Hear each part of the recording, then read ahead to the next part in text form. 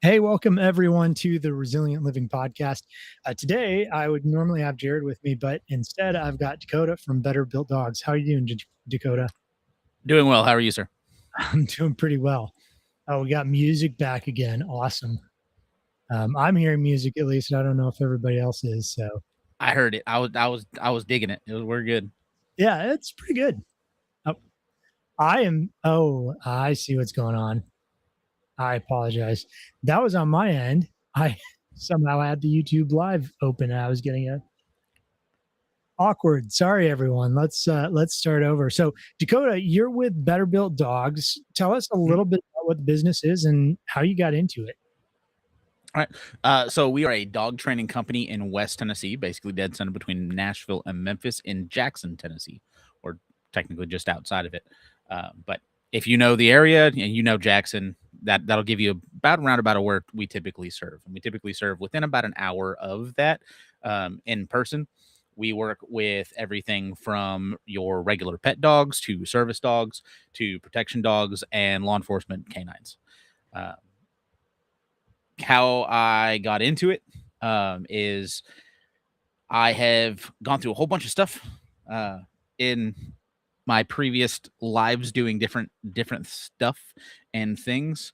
I did not have a great childhood and decided I was going to go see a therapist. And my therapist and my primary care physician was like, "Hey, you got some issues, and you should probably consider like looking at like some things to help you, and one of those things might be a service dog."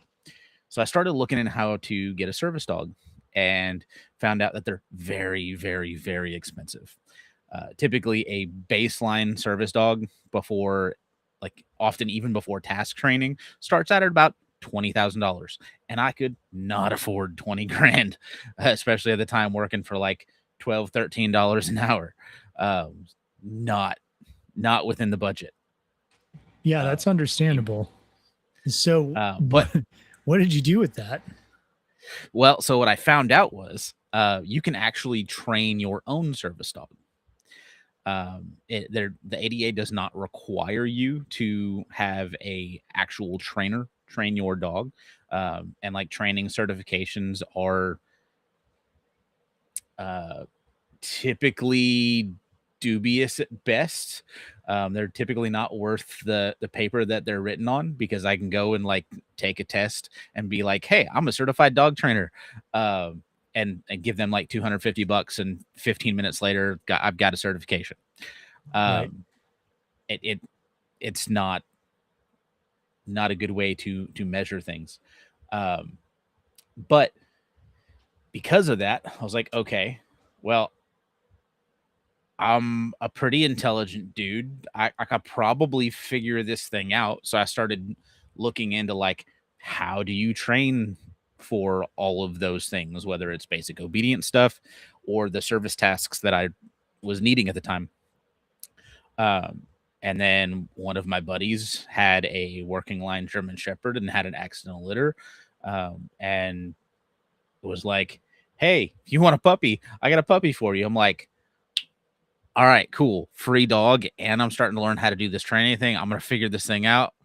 Um, and turns out I was pretty dang good at it. I don't recommend the way that I really got into the business side of it. It kind of went Okay. against like all of the things that you'd normally want to do in business. Um, but because I had my dog trained so well, a bunch of people when we were in public was like, "Oh my god, she's trained so well. Where'd you get her trained?" And I was like, "Hi, it's me. I didn't send her anywhere to get her trained. I did the training myself." And almost every single time, the next question was, "Would you train my dog?" And my answer was absolutely not. Right. Um, And they're just talking like their personal house dog. Is yeah, that? they're just talking personal pets, Mhm. uh, which it. I mean, dog behavior is dog behavior. Anybody that says that like I can train this breed, but I can't train this breed doesn't know how dog behavior works, and probably shouldn't be sending your dog or working with that person to train dogs. Um, but the way that I went about it was like, nope, absolutely not. Have a nice day. I don't even want to be having this conversation right now. Sure. And because I got it so often, honestly, I started getting upset about it and got a little bit kind of spiteful, which shouldn't have done. And was like, yeah, I'll train your dog. And then threw out like what I felt was a ridiculous number for me to Mhm. train their dog. Turns out it was severely under like what I even ask now. And for the first couple times, they were like, "Oh, dog training's not cheap." I'm like, no, no, it's not. Um, but really, I'm telling you this number because I really don't want to like take on your dog and you and all of your problems and your dog's problems and all of the other Right. things that come along with that. I Because didn't you're not realize that just I training. actually enjoyed it. Yeah. Well, and you're not just training a dog, right? You have to train the human on dog behavior because you can get a dog doing great and then you hand it off to their owner and they go right to the old habits. Yeah, the vast majority of what I do, even though the title is dog trainer, is actually training people. Mm-hmm. Um, Yeah, and that's cool. Eventually, I want to dig into that a little bit. Like, how do you help people train their dogs? And we don't have to do it the second, but how do you help train people so that they understand their dog and can actually do the training properly? And so, so the yeah, very I'll go I'll ahead. go ahead and get into it now because I was Yeah. basically at the end of that. What it boiled down to was like, hey, um, somebody eventually was like, yes, I will pay you X amount of dollars that you just asked for, and you're gonna help me train my dog to do that thing. And I was like, crap, now I got to figure this out. Mm-hmm. So I took that money, started going to seminars, started doing things like canine first aid, canine CPR, basic behavior modification stuff, basic obedience stuff, a whole bunch of bite work stuff. Like just started taking all of that money and rolling it into learning this skill that I found out that I really enjoyed doing. Like Okay. not just the bite work stuff, though that is kind of my favorite portion of it, but like I've really enjoyed the whole thing. I really enjoy seeing people and their dogs go from knowing absolutely nothing to being able to be like, all right, cool, we're gonna go ahead and walk down Broadway in Nashville off leash and have a blast. That's awesome. So, what would be, like in the training the human side, what would you say is the biggest misconception that humans have or the biggest issue that they end up having when training their dogs? Um, Probably the biggest misconception that they have, and unfortunately, a lot of the industry kind of perpetuates it because it makes them money, is that if you don't change your behavior, the dog is not going to change their behavior. Okay. Most of what my job ends up being is teaching you how your dog thinks and what you need to do to manipulate that to get the dog to do what you want it to do, and for it to understand, okay, when I do this thing, they say or do this thing, and this is how I get paid. This is how I enjoy this thing. Um, and it's much better that I do this thing because it becomes way more fun. We become way more bonded, and it's a blast. Um, Unfortunately, there are a lot of companies that will basically give you the feeling, oh, you send me your dog, because board and trains are like the number one thing that people think of, even though it probably shouldn't be. Hmm. But it makes us the most money, so it's going to be the thing that's pushed for more often. Um, you send me your dog for X number of weeks, and I'm going to send you back a trained dog meeting these qualifications. And while that might be technically true, what they don't tell you very often, and I'm very specific to tell people, is that, okay, so now that your dog has the foundation that it needs and it understands these behaviors that we're asking of it, now you have to be able to put that into practice. I need to teach you how to communicate with your dog the same way that we did, so that your dog understands, oh, so like the expectations that these guys were setting is now the same expectation that my person that I'd been with before has been setting. Because unfortunately, if you do the same thing you've always done, you'll get the same thing that you've always got. Mm-hmm. And that includes, like, if they've rehearsed a whole bunch of behavior, they're going to try that previous behavior. Right.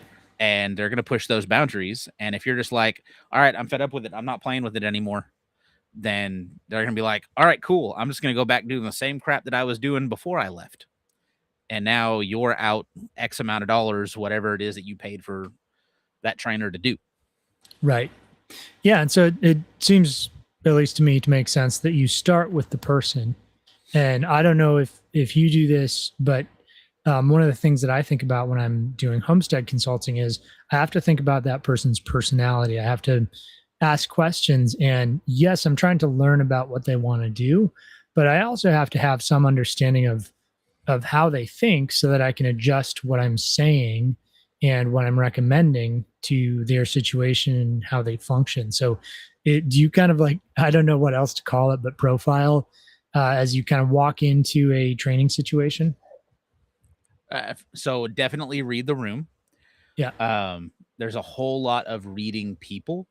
And because prior to doing this full time, I actually was working for Walmart and was um, one of the things that I did for Walmart was actually train their managers, like, how to do a lot of the stuff that they're doing. And I went through the teaching the trainer courses that they give.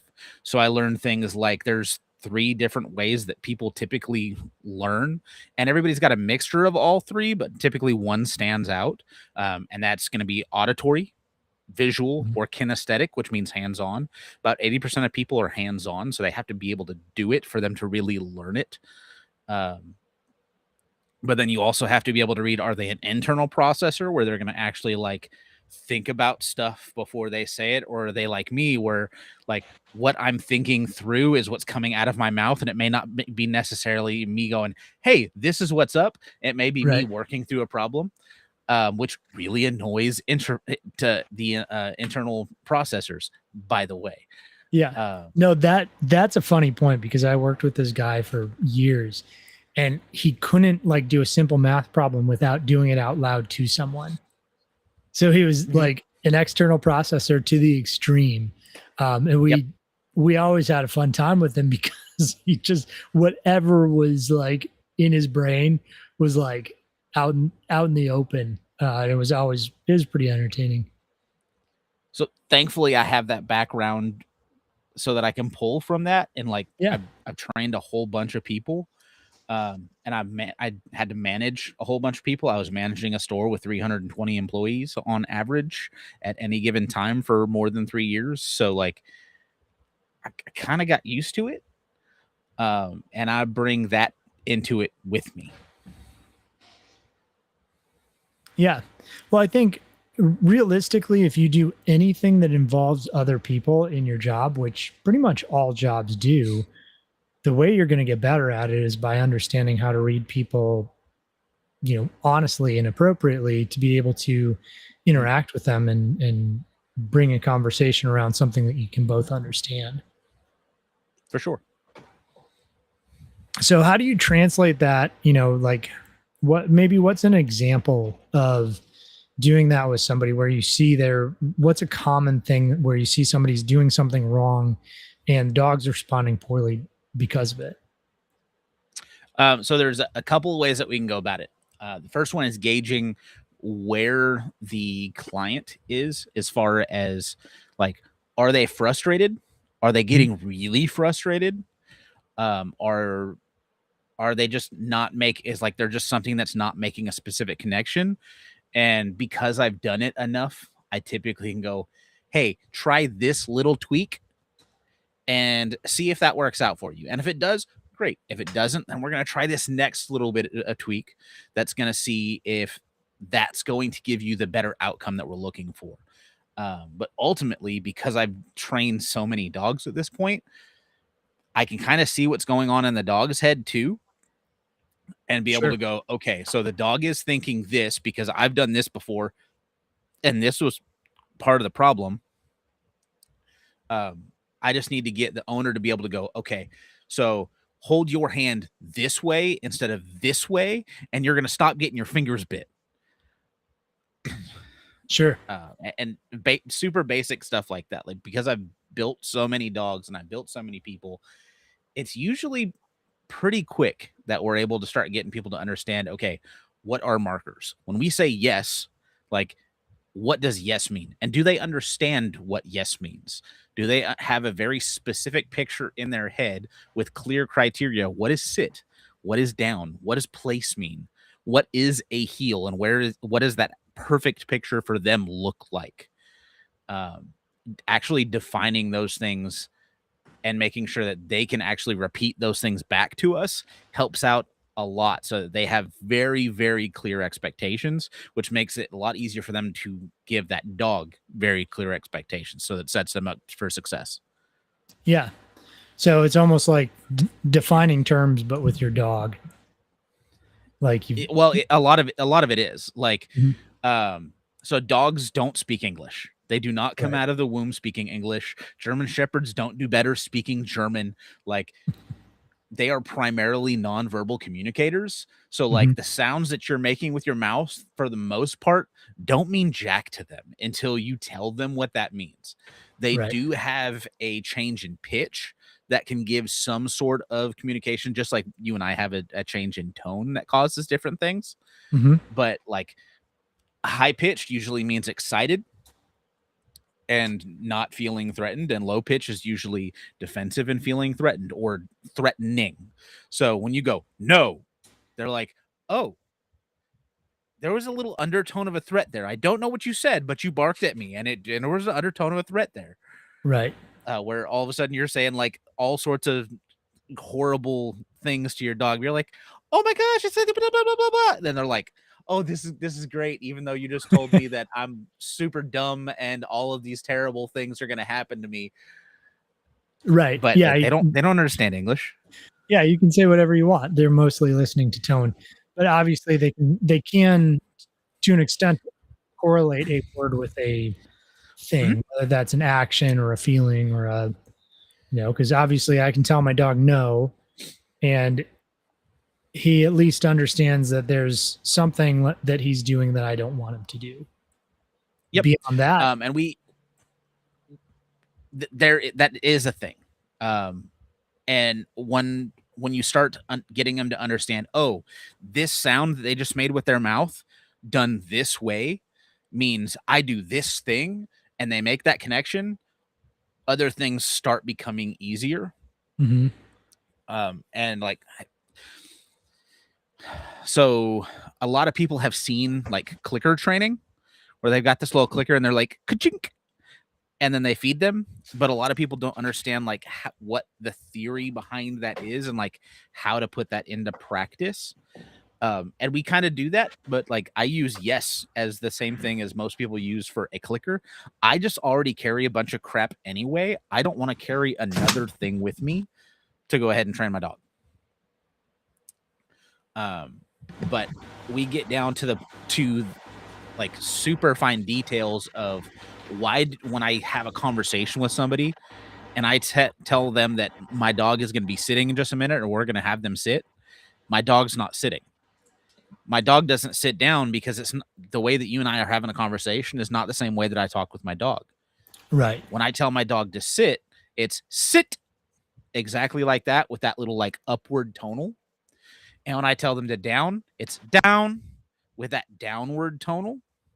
And that over the course of a couple of months of them basically being habituated to that, understanding what that sound means and what that tonal pitch changes means, I can communicate with my dog over 100 yards away, and they may not be able to hear this on the actual sound, but they understand sure, that tone change.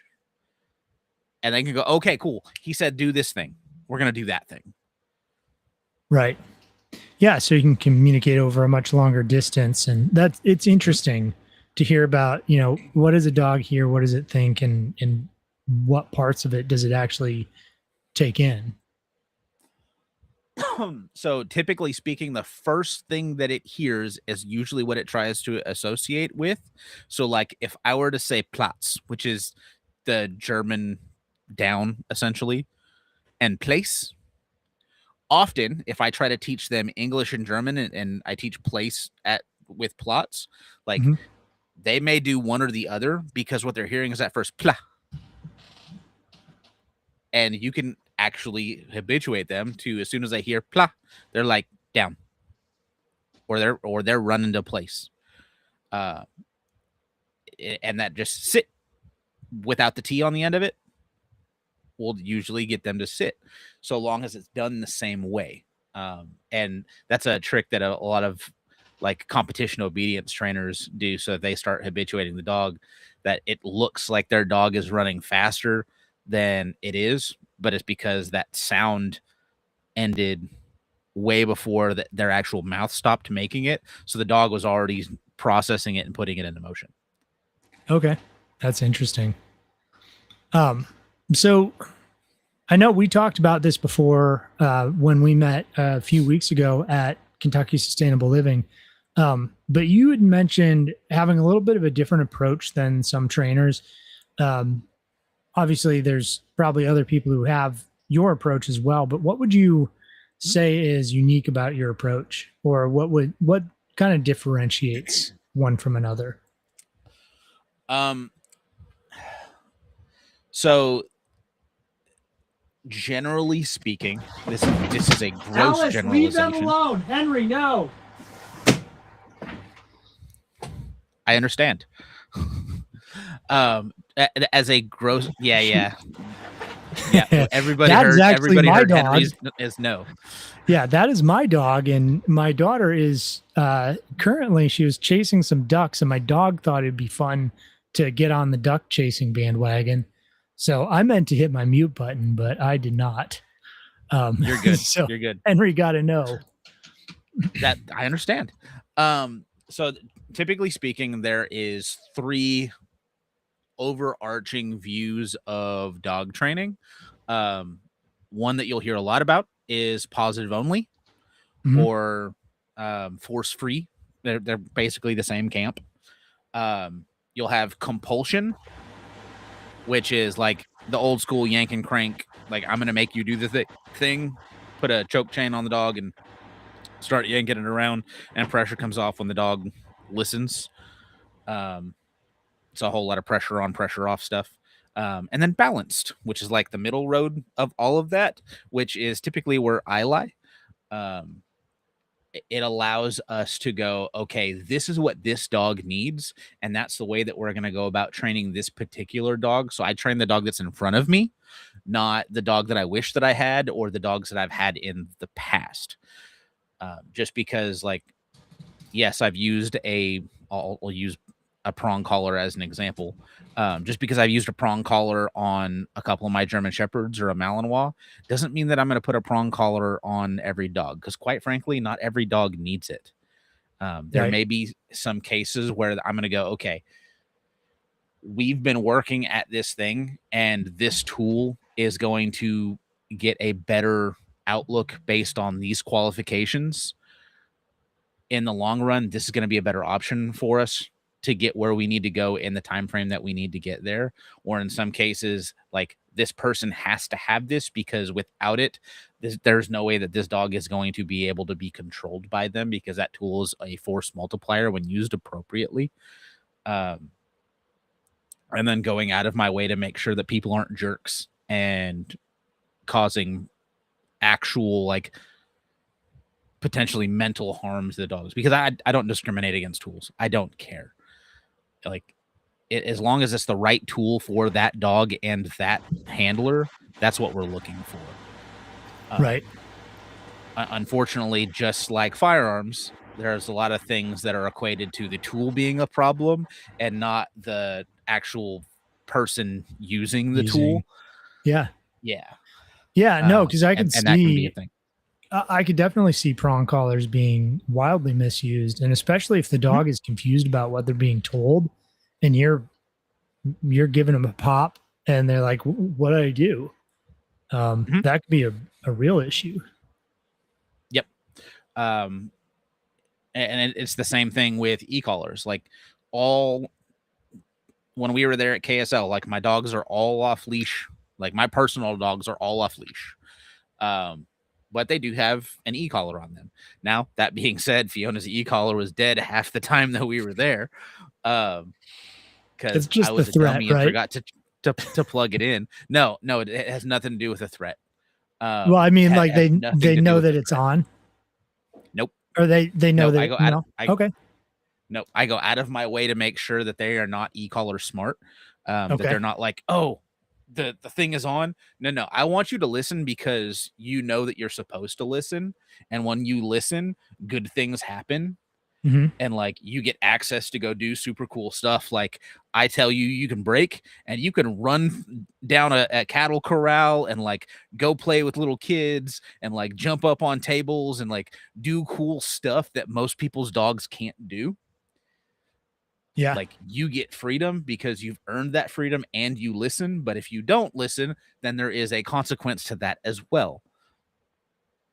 And thankfully, with my dogs, for the most part, I just have to tell them, that's not what I'm looking for. hmm And they're like, okay, cool. I'll figure this out.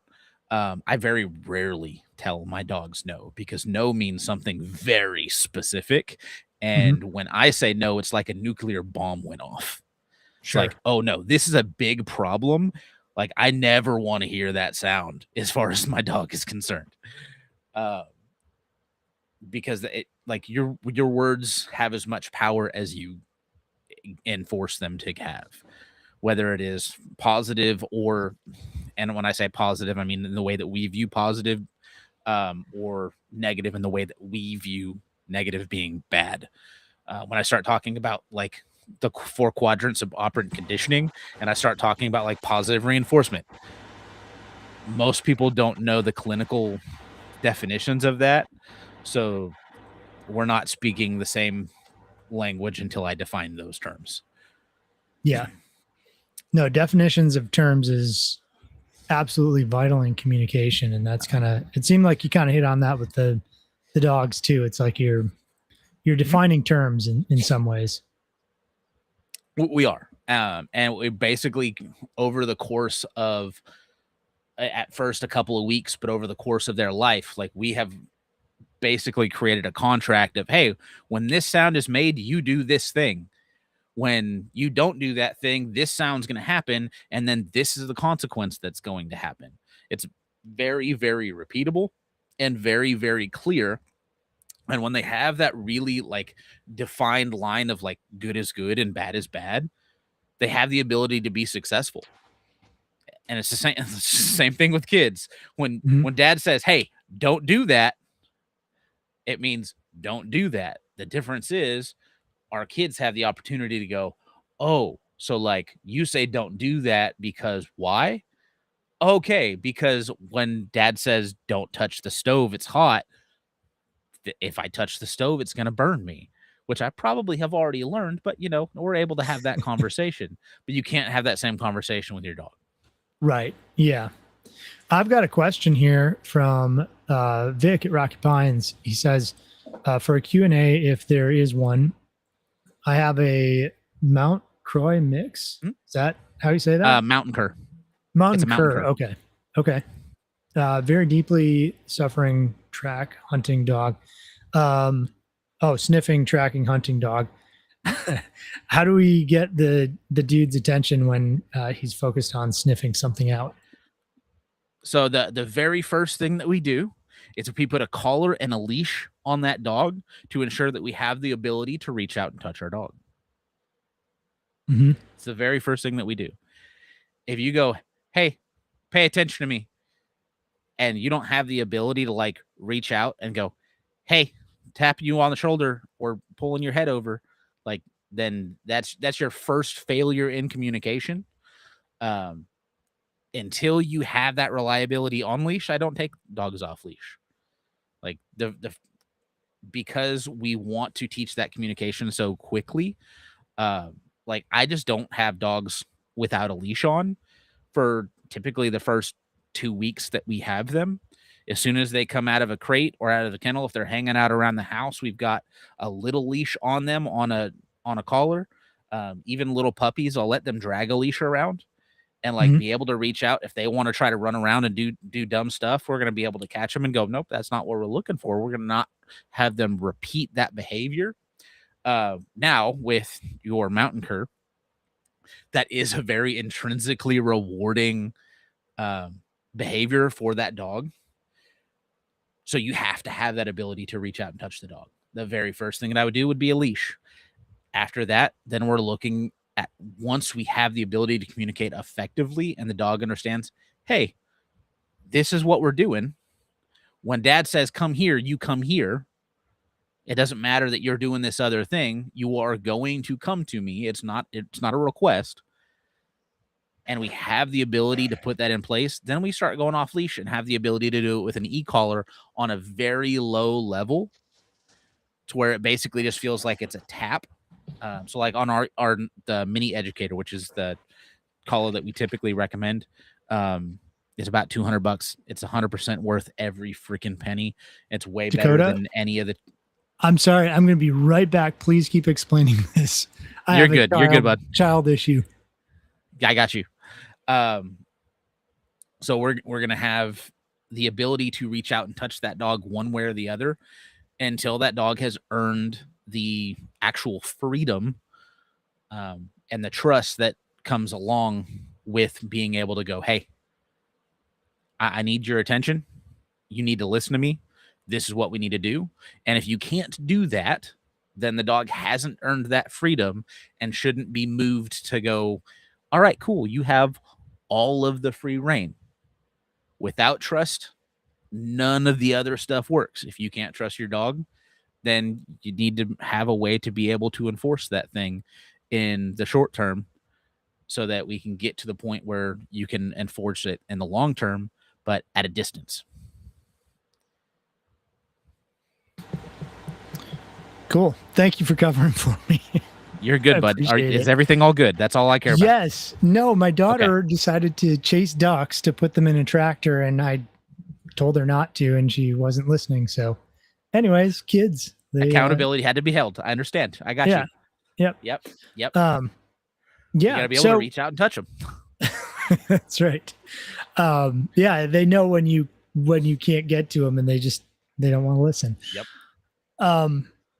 So what would you say is the difference between training, like just a homestead dog or training a dog to do well in the home as opposed to, like a working dog or a protection dog? So typically speaking, especially in the puppy stage, I let protection dogs and like law enforcement dogs be absolutely wild. Like the good presentable, like I'm a good boy is not at all what I am enforcing as a puppy. With a working dog, a working dog and a pet dog are two different things.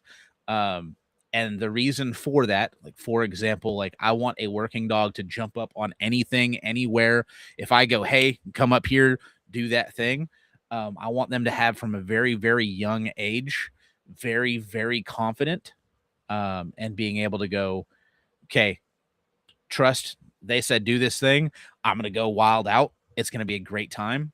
And they're typically like intrinsically kind of like the mountain cur very much wants to sniff and do that kind of stuff. They are typically also like, I'm gonna go do some crazy stuff and it's gonna be awesome.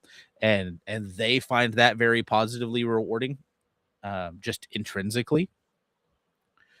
But where the working dog, I'm going to have them be intentionally wild as a puppy and then teach them behaviors and then slowly rein them in so that they understand, hey, in this context, we said no, but it doesn't mean that you don't ever do that thing. Where with like a pet, I'm typically going, hey, don't jump up on us. You sit right there. Don't jump up on the table. Don't jump up on the counters. Like, I don't want your nose going up and like counter surfing and doing all that kind of stuff. Like all of the good dog stuff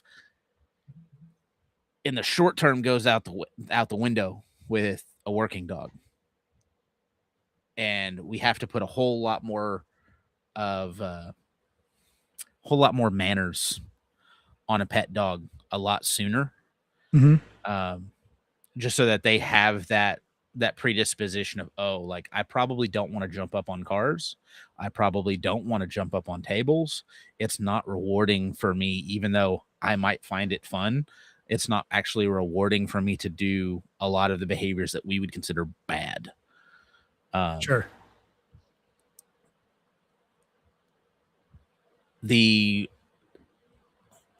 the other thing that's probably a big difference, is, generally speaking, pet dogs have a lot less drive and a lot less energy and motivation, the vast majority of them anyway. Um, so it's sometimes actually harder to work with a pet dog than it is to work with like a high drive Malinois or German Shepherd or Dutch Shepherd, or like a field bred lab or golden retriever. Something that's like meant to be worked typically has like a lot of motivation that you can pull from, and you can like point that if you know how to point it in the right direction to do the right thing. But like a super, super, super lazy pet line lab that's just like, the only thing that I want to do is lay right here in the floor at your feet. Like, how do you teach that dog that it needs to like go run over there? And like, Hmm. it's rewarding to do that thing.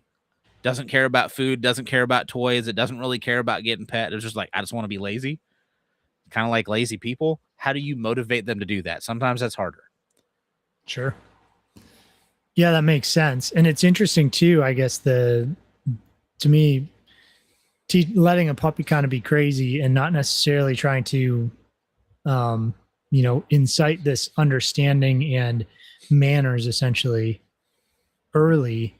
That's kind of a foreign concept to me because I've had a couple of hunting dogs that I trained and bird dogs. One of them he ended up being a great dog, but when we got him at 2, he'd been trained to do everything, like he knew what the commands meant, but trained to like it was fun to do the opposite. Mm-hmm. So anyways, I've trained dogs and had decent success at it, but never really thought of the idea of like a service dog or a protection dog or a police dog being something that you don't necessarily train that into them in the same way. Now, so I'll just use jumping up on people as an example, right? Mhm. So like with a dog that's going to do protection work and is going to be biting people on the arms, they're typically smaller, right? So they Mhm. normally have to come up. Because they have to come up, oftentimes they have to put paws on you. And if Right. you teach a dog at a young age, hey, don't put paws on people, that's not cool. Then very often, and especially when like we're talking about law enforcement, like if they need to go and get somebody and they go, hey, I need you to bite right here and hold that sucker. So post up and be ready to do the thing. If you've trained that dog to be apprehensive of doing that, Mhm. then they may not have the mental clarity and confidence to go, okay, in this context, I'm going to do this thing. And in that context, I'm not going to. Eventually, we usually will get to the point where we have that control. But as a little like 8 week to 6 month old puppy, we typically don't do that because I don't want their first thought to go, oh no, I'm going to get in trouble for jumping up. I want them to be full commitment, like, hey, we're going to go do this thing. Sure. And I'm guessing, but tell me if I'm wrong, when you're dealing with a training essentially from a puppy up for a dog that's going to stay in a home, um, I would assume, do you start with a leash? Where do you start when you're dealing with a puppy that's going to be on the homestead or just generally a house dog? So 100% of the time, we start with a flat collar and a leash, typically Mhm. a 5 to 6 foot leash. And anytime that dog is out from an 8 week old puppy to when they start learning the sounds that we're making with our mouth, and they start actually reacting to those things, then we may consider taking them off leash or adding different things. but always it's going to be a flat collar and a leash. That's number one thing. If you have a problem with your dog or you want your dog to do the right thing, you're going to use a flat collar and a leash. That is negative reinforcement because it doesn't allow that dog to run out and do whatever the heck it wants. Like, for example, chasing ducks without us having the ability to go, hey, that's not what we're looking for. Right.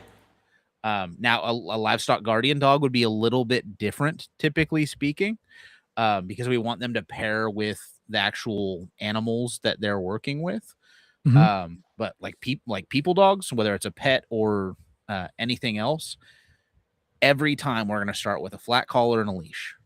And we're going to start teaching that dog what it needs to do to be successful and get a whole bunch of repetitions on what does success look like. And really, for most people, it's 2 10-minute sessions a day. Mm-hmm. For a couple of weeks, 2 10-minute sessions a day. This is what sit looks like. This is what down looks like. If I want to be able to send the dog away from me and jump up on stuff like you saw at KSL, where we say place and they run and go do the thing, like that's what we taught them at a very, very young age. And same thing with, hey, I teach you to heel with me, to walk next to me, and I can teach you when it's okay to go and be free. But all of that, like all of the off-leash freedom starts on leash because I don't want them to learn a whole bunch of bad behavior that they found intrinsically rewarding. That's going to take me longer to break just because I'm going to be working smarter instead of harder than that if I can. And with that ability of negative reinforcement, I can control that. We can build that trust together. And then once we have that trust, then we can go and conquer the world. It's going to be great. Cool. Got a question here from the audience. What considerations would you have for adopting a Malinois that was trained for bite work? Is it even worth considering? And so it depends. It's going to depend on the dog. Just because the dog was trained for bite work for a period of time doesn't mean that it was good at that thing. Doesn't mean that it found it intrinsically rewarding.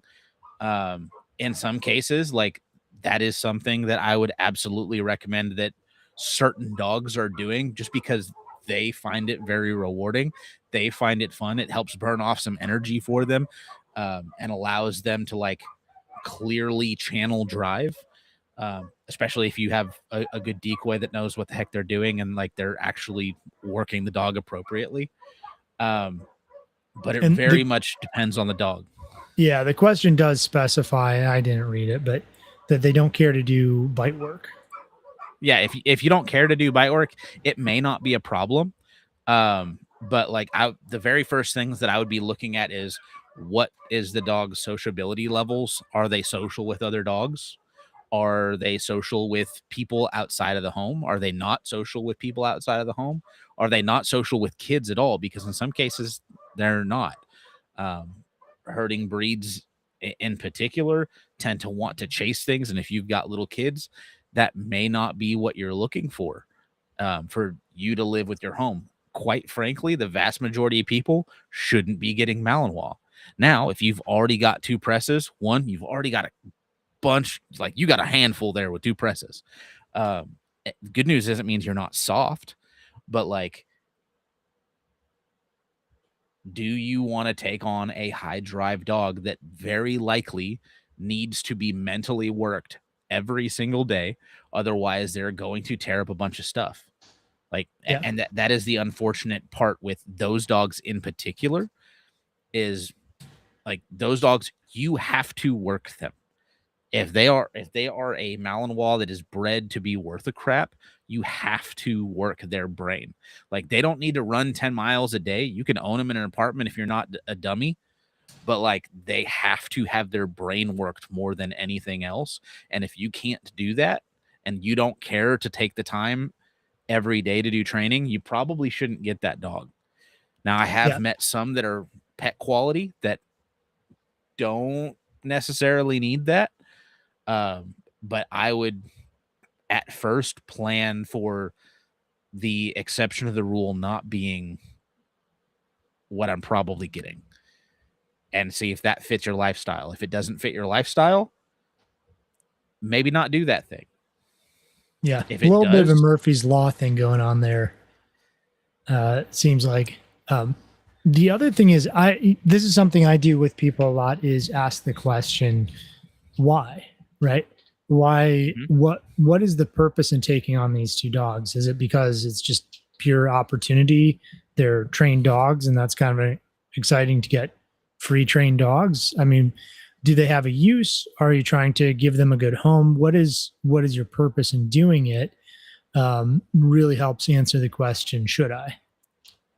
100%. And I would be very careful that you are not saying yes to this dog because you feel bad, and Mhm. you are now degrading your quality of life to hopefully give this dog a better life, because a lot of times that does not work out successfully. Yeah. Yeah, I think that's, a lot of us we see, oh, what's her name? Sarah McLachlan, singing a song for sad puppies, and Mhm. we think we Yep. should adopt every dog we see. And obviously there's good in that. There's good in taking care of dogs that otherwise aren't going to have a good life, but at the same time, what is your purpose and what is your capacity and what are you going to do with them? Are questions you need to answer or ask and answer before, determining if it's a good idea or not. Yeah, just because the dog's I will say, just because the dog is trained in bite work doesn't mean, honestly, doesn't mean crap to me. Or has been trained previously in bite work doesn't mean a whole lot to me. When it comes down to it, I care, is the dog social? Is the dog confident? Do they fit in with our lifestyle? Is that something that we want to take on? This is the much more direct way to answer that question. So I apologize. The first one was very roundabout. But it may be something that dog needs. It very well might not be. If you don't care to do bite work, cool. Maybe you just want to go out and run trails, or go out and like do paddle boarding or something like that. Cool. And if that's great, awesome. If it's not, then you may need to go. That dog may need to go somewhere else. And not all dogs need to be in your home. Yep. Yeah. So this is the Homestead twins who had asked the question. Um, I'd be trying to give it a good home from a bad situation. Owner is going to jail for a long time. Thanks, Dakota, for the great answer. So yeah, Yep. I think that's, we talked about what would be your consideration then. Now that we know you're trying to give the dog a better home. And if So the situation's right for you, sweet. If it's not, cool. But like, don't. I would just caution you not to be doing it out of hopium. mhm. Like, Yeah, for sure. make sure that you're being realistic on this thing, so that you don't absolutely turn your life upside down trying to be good for another life form. Yep. And not to read too much into it or judge anybody. If the previous owner is going to jail, maybe not, but they could be that they're not. They may have done bite work, but it's trained into the dog in a wrong way that could be a liability as well, I would think. 100%. And just because somebody has worked bite work with me 3 or 4 times, like I've come over 3 or 4 times, and like it's not worked out for the dog, but they're gonna tell people that the dog is trained in bite work. It doesn't Sure. mean that they're actually like really trained. They have no idea what the heck they're doing at that point still. Right. What are some practical ways that dog owners can, your average dog owner can just kind of connect with their dog as well as improve obedience and responsiveness and communication without necessarily turning to a, dog trainer? Well, the number one thing that they can do is understand dog psychology. Um, and understand it's actually the same thing that we use for people. Whether it is, if you've taken a psychology 101 course, you've heard the term operant conditioning. Um, which then goes positive reinforcement, negative reinforcement, positive punishment, negative punishment. What are those things? How does that actually play in? And then understand that your dog is the one that gets to choose, like, was that thing positive reinforcement, or was that thing negative punishment, or was it positive punishment? There are, I have dogs currently in my home that, like, if they bite me and I smack them around a little bit, they're like, "Oh my god, this is great." Like, me smacking that dog on the side, they consider it to be positive reinforcement. But, like, another dog would be like, "Oh no. Oh no, dad's mad." And they're like, Right. That's positive punishment." Um, Honestly, without a dog trainer, you you're I would be very, very hesitant to just be like, "Hey, this is the thing that you should do." I would go and look at good dog trainers putting out good dog training content that actually explains some stuff. I'll throw out a couple of names just for people if they want to look, but like Haz Oathman from Shield Canine, Oscar Mora from Elevated Canine, or Michael Ellis. Um, do a whole lot of dog theory.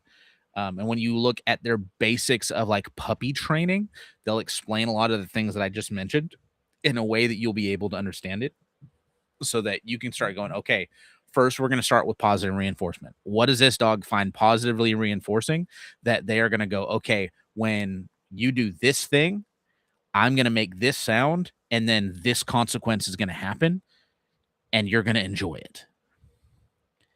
And making that sharp line of good behavior is good and bad behavior is bad. When I do this thing and they make this sound with their mouth, this consequence is going to happen. And I feel like that's a bad thing. I don't want more of those. I want more of those. Let's do this more often. And if you can make that line super sharp of good behavior being good and bad behavior being bad, that is where clear communication happens in their terms. Because again, they don't understand English until you teach them what the sounds you're making with your mouth mean. Right. You have to be able to communicate in their language, which often is physical, whether it's I'm getting good things or I'm having to be physically corrected, which, by the way, there's no such thing as like force free in the real world. Dogs will correct each other all of the time. It's not cruel and unusual punishment unless you're just being a jerk about it. Right. Yeah. I mean, if you don't understand what you're doing and you're miscommunicating, but they're getting in a lot of trouble, or you're being overly forceful, that's obviously an issue. But yeah, I mean, that's how one dog says I'm the alpha to another is, or, don't do that or whatever is going to be a physical, it could be a bark, I suppose, but it's generally they're going to have nonverbal communication for the most part. It is primarily nonverbal. I'll use Fiona and Monarch, which you've met both at KSL, Mhm. right? If another dog runs up on Fiona, she is going to get really rigid and be like, "Is this a problem? Because if it's a problem, it can be a problem. Like, are we cool? It's based on what you're doing." Mhm. Where Monarch has never met a stranger, whether it's people or dogs. She is usually so far forward and like social that it's almost it can be taken by other dogs as being disrespectful, Sure. because it's so aggressive. It's so much aggressive love, that it can be taken that way.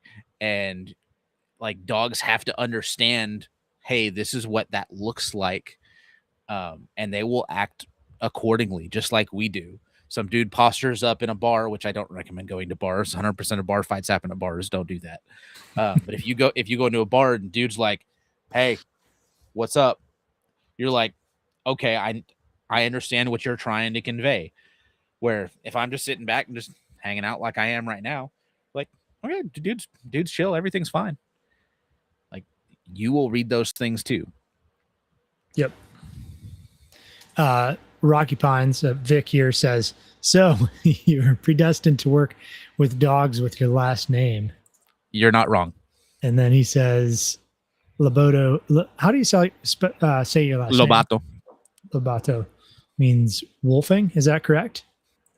Wolfling or wolf cub is Wolfling. roughly what it translates to. Cool. Yeah. That's awesome. You had mentioned training and resources. Were you going to be coming out with some resources for training for people online? So I have to a small degree. There for a long time, I did like a nightly TikTok, but that was all that I did, like for almost a year. Every single night at 8 o'clock, I would hop on TikTok. That's 8 o'clock Central Standard Time. Like if you're a real American in the right time zone. Like you And and I are naturally. yeah.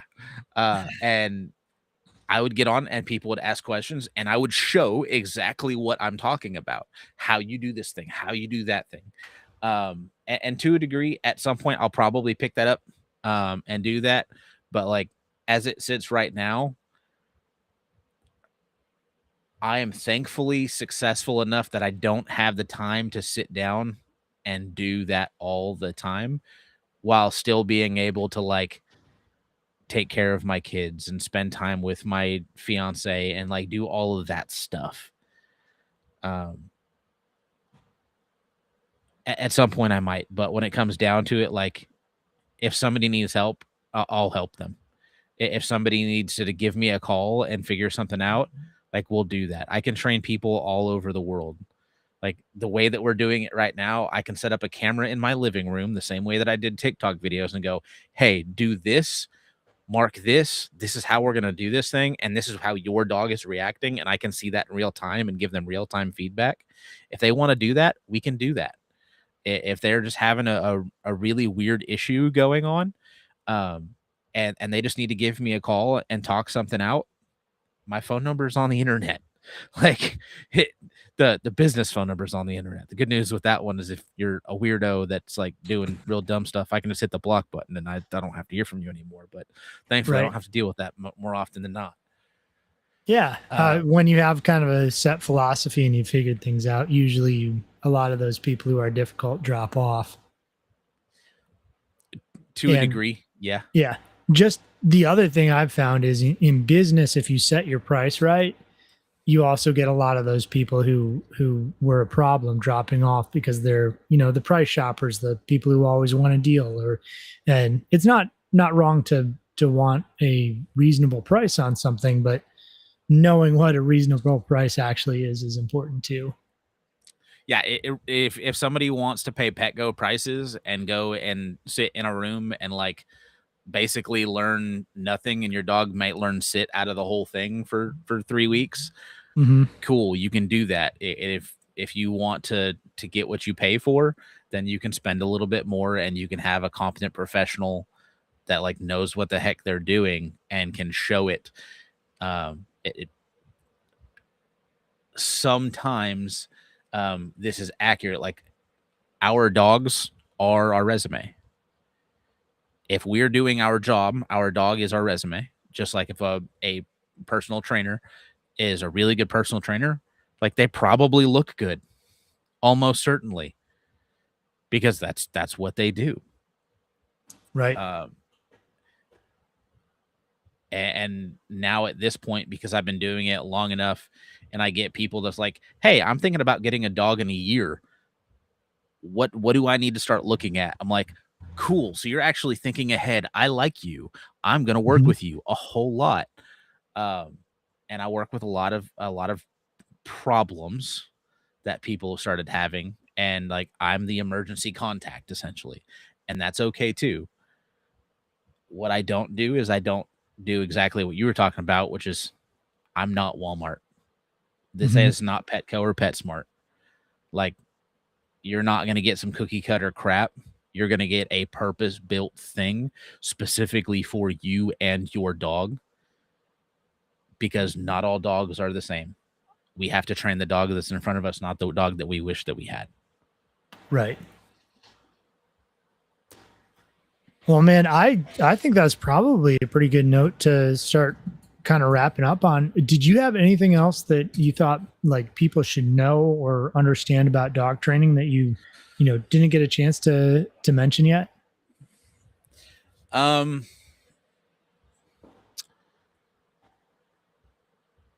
so a couple of things I'll probably mention is like myths that Mhm. get perpetuated. Like Cesar Millan is one of the biggest dog trainers as far as like the common culture is concerned. Um, Alpha theory is not really necessarily a thing. Like there's leadership for sure, but like Yeah. it's not alpha. Um, there's ways to handle things and ways not to handle things. Yes, you can be a jerk, and sometimes that's going to be effective, but not every technique is the right technique for every dog. If you want cookie cutter, you're going to go to a box store like that. That's what it comes down to. Um, I'm trying to think. There's other common myths. Tools aren't bad. I mentioned that one. Genetics. Genetics absolutely freaking matter. You'll hear people say it's not about the breed, it's about how you raise them. You'll often hear that from like bully breeders and stuff like that. No, it's both. Mhm. Absolutely every single time it is both. There is a reason that certain dogs find certain things to be more intrinsically valuable than other dogs, and that is genetics. That happens as soon as the sperm hits the egg. And there are certain things that like we look for to do particular jobs where if that's not in that dog, it may not be able to do that job. Now, every single dog can do sit down, place, and heal with you. Like basic obedience stuff, every single dog can do it. But not every single dog is going to be actively able to hunt and fight humans. Not every single dog is going to be able to do things like alert to diabetic seizure or diabetic attacks, whether it's high or low blood sugar, or alert to seizures, or be the right dog to be in public. Like it is not all in how you raise them. How you raise them does have a very large effect, but it is also a genetic thing that happens. I equate it to the foundation of a home. I can make a really awesome foundation out of concrete and do a really nice footer and like have it big enough that I can do a lot of cool stuff on that foundation. But like, if I'm just like, hey, I'm going to throw a couple of posts in the ground and we're going to try to build a skyscraper out of this thing, it ain't going to work. Right. Yeah, that's not the purpose of what you did or what you have. So yeah, that Right. that makes sense. I mean, um, just like humans, we all have the things that we're intrinsically better at than other people, or worse at than other people. Like I'm terrible at reading, but I'm really good at a lot of other things, right? And so when you're looking Were at you your born to at a, math? what's that? Oh, Were more you into born to math. math? Yeah, well, yeah, I certainly like math better than reading because it makes more sense. um, but yeah, systems thinking is something my brain does when I think of like I see how different things tie together, and that's kind of my superpower. And a lot of people that doesn't click, and that's fine. You know, that's where each of us have our own role and the things that we can do well. And when it comes to dogs, it makes sense that dogs are, breeding really does matter. You know, one dog, basic obedience, all dogs should be able to do. That makes sense as well. That, they should be able to do and they should know it. But training a basset hound is probably going to be a little bit harder than training a lab, because, but you should be able to do it with both, Generally right? speaking, yes. Yeah. Um, Generally speaking. Yeah. And obviously within labs, you're going to have a huge amount of difference as well, or any breed. So another couple things I'll mention. If you've ever heard of littermate syndrome, which you probably haven't, I've But heard the term, but I don't know what it refers to. okay, so littermate syndrome is from a non-scientific standpoint, but they make it sound very scientific. It's basically you getting two dogs of essentially the same age where they grow up together, but they haven't had boundaries and they haven't like had individualized attention, so they bond together and they are just terrors to everything, and they've been allowed to be jerks the entire time. Mhm. What it boils down to is littermate syndrome is the consequences of letting your dog go do whatever it wants, whenever it wants, however it wants with its buddy, and is absolutely avoidable and not actually a thing. It's the consequences of you allowing that dog just to be a jerk. Sure. Um, that was, we got two dogs at one point and I posted them in a couple of Facebook groups, and like the entire Facebook group of all of these blue-haired grannies were like screaming in littermate syndrome. And I'm like, you don't understand. No, like you can say, hey, there's been scientific studies that like this is a thing, and like technically, yeah, you did a scientific study where you allowed the dog to do whatever it wanted, and it decided that it could do whatever it wanted because that was what you let it do. Right. Yep, that makes sense. Awesome, man. Well, could you give people kind of your, let them know what your business is, how they can get a hold of you, and maybe just a little bit about, what services you offer that might actually be beneficial to people who might watch. Yep. So hi, I'm Dakota. I'm half of the Better Built Dogs team. Everything you can find us on, whether it is TikTok, Twitter, Instagram, YouTube, all of this stuff, including the .com. Everything is Better Built Dogs, and our branding doesn't suck because of it, which is great. So we're That's really awesome. easy to get a hold of. If you have any questions, feel free to hit us up, whether it is on an email form from the website, shoot me a text message on the work phone, or give me a call. Totally welcome. Please don't call me past 8 o'clock, or I'm going to hit the decline button because I've got like other things to be doing at that point. I mean, that's just I'll rude. get back to you when I can. Yeah. It's kind of like when we were kids. You're like, hey, don't call somebody before 8 a.m. and Mhm. don't call somebody after 8 p.m. Yep. I don't know that they have those manners being taught anymore, but like I'm of that age where it was taught to me. So I'm gonna go ahead and enforce it. And if you don't like it, I don't care. Nice. Good. Yeah, and we'll have Dakota's information in the show notes on all of the platforms. So you can scroll down and find all of his links to the different social media as well as his webpage. Yep. And we train literally every single dogs, all breeds, ages, sizes. We do it in person if you're in West Tennessee, but I can also train dogs virtually and have trained dogs in the UK, in Canada, all across the US. And we've been pretty successful at all of those things. If you don't feel like you have the time to actually train your own dog, even though we do say that you only really need 10 minutes a day, or 10-minute sessions a day, if that's not fast enough for you, we do offer board and trains where you send us your dog, we take them for a specified amount of time and work on the things that we have said that we are going to work on, and then return your dog back to you with the foundation on it, so that you can then go back and start putting in additional work, and making sure that you work with your dog the way that you need to do. That is a requirement for working with us. If you're not going to put in the work, I'm not going to put in the work. That makes sense. Yeah, you don't want to put in the work to train a dog and then have the person get it back and just not keep up with it. Yeah, don't get me wrong. Like, I don't hate money. If you're going to throw money at me, that's fine. But when it comes down to it, what I'm sending back to you is a product.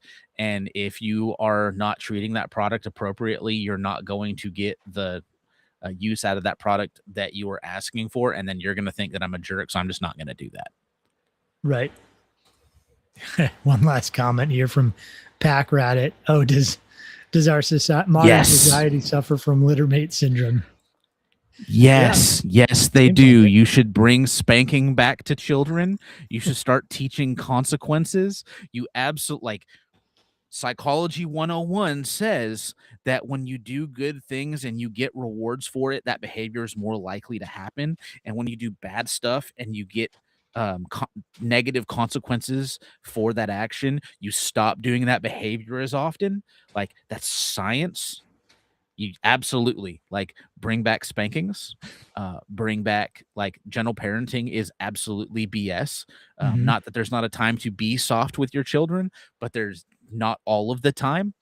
And definitely they are screaming in littermate syndrome. Look at the internet, you'll see a whole bunch of stupid stuff all over the Facebook, internet, YouTube, Twitter, all of this stuff. Yeah, Blue I mean, it's Sky, I a guess, is one. no, it's a simple I'm not on Blue point. Sky. If you essentially allow children to do whatever they want in this gentle parenting, like, yeah, you're gonna get littermate syndrome. Pack Rat Yep. has it right there. It's the 100%. same psychological phenomenon where you're essentially creating something or someone that has, in some way, they're not psychopathic, but the tendency is kind of being built in because there's no consequence for treating other people badly or other, things badly. Yep. When you are taught your entire life hitting is bad, and somebody decides that they're going to go ahead and be a jerk, and hitting is not getting punched in the mouth is not an acceptable consequence for doing really, really bad behavior, then of course you're going to get more of that bad behavior that they find intrinsically rewarding. Sure. Awesome.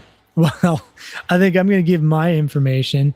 I'm the homestead consultant. I help people set up homesteads and figure out the best way to do that. I also teach classes and things. So if you're local and are interested in having me for like your homesteading group or farming group or homeschool group or whatever to teach a class, I do that as well. You can find my information at thehomesteadconsultant.com. And if you just search the Homestead Consultant on places like YouTube or Instagram, you can find my information there as well. Thank you, everybody, for watching. And thank you, Dakota, for being here. Of course, this is the Resilient Living podcast. And Jared is not with us today, but he runs resilientliving.com. So that's living, but without the G. And so you can find his information there. He runs an awesome shop between Spencer and Sparta. And if you're in that area, you really should stop by. It's a really cool shop. So thank you, everybody, for being here. Thanks, Dakota, for joining us. It was a pleasure. Thank you for having me. Yeah.